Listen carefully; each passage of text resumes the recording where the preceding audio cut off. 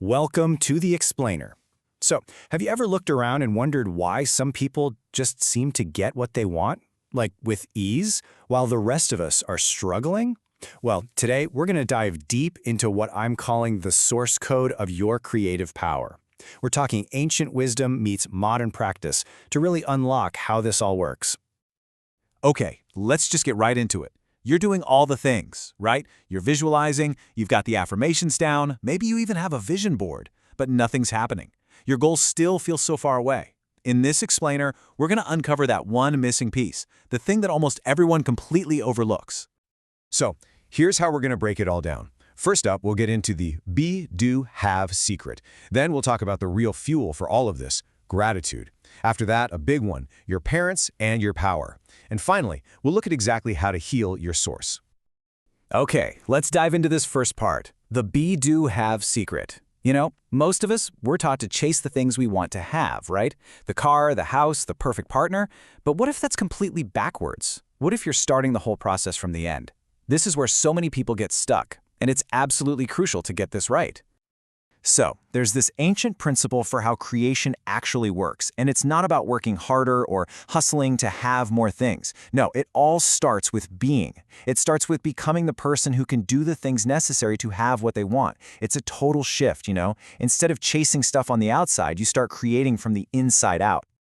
So here's the sequence. It goes be, then do, then have.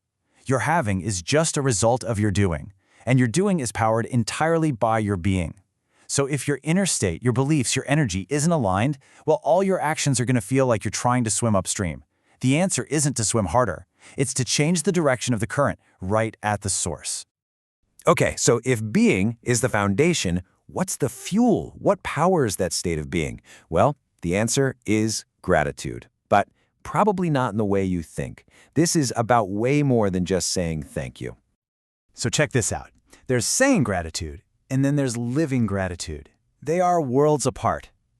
You know, saying gratitude is just a polite thing we do, like thanks for the meal. But living gratitude, that's a deep physical feeling.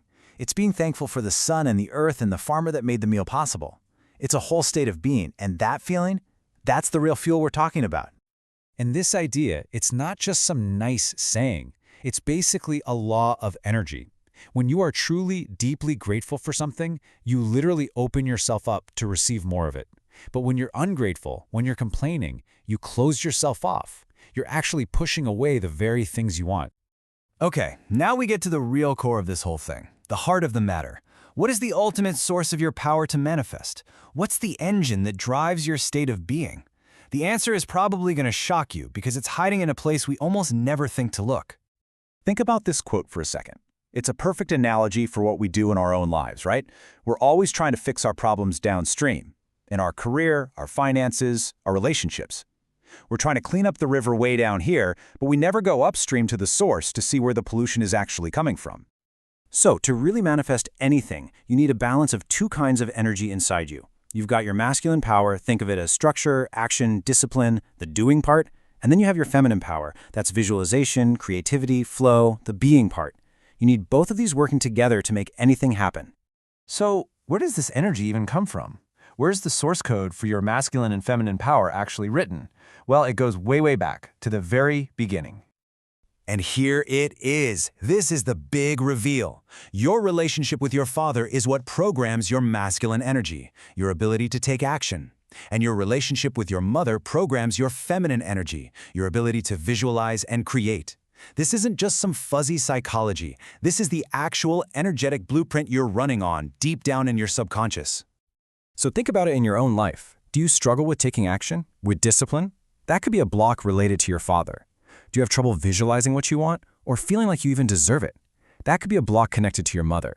These are real energetic blockages that are sabotaging you at the deepest level, right at the source.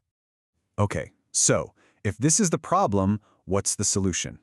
And let me be clear, this is not about blaming your parents at all.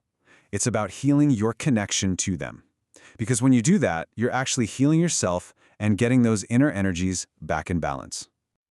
Here's a great way to picture it. Your parents are like the power socket. Your soul is the plug. And any anger, resentment, or pain you're holding on to, that's like a loose, faulty connection. You're just not getting the juice. Gratitude is what lets you plug back in firmly. It restores the flow of power, your power, so you can actually use it. So how do you do it? The process is actually pretty simple, but it's incredibly powerful. You take a specific memory, good or bad, doesn't matter, and instead of focusing on the pain, you look for the hidden gift. What strength did you gain from that experience? For example, maybe your dad was super strict. Instead of resentment, you could say, I'm grateful for that, because it taught me discipline. When you write that down and really feel the gratitude for the lesson, you start to heal that connection. So this really leaves us with one big question, and it's a personal one. The power you're looking for, it's not out there somewhere. It's already inside you, waiting at your source. So if your parents are your power source, have you really plugged yourself in?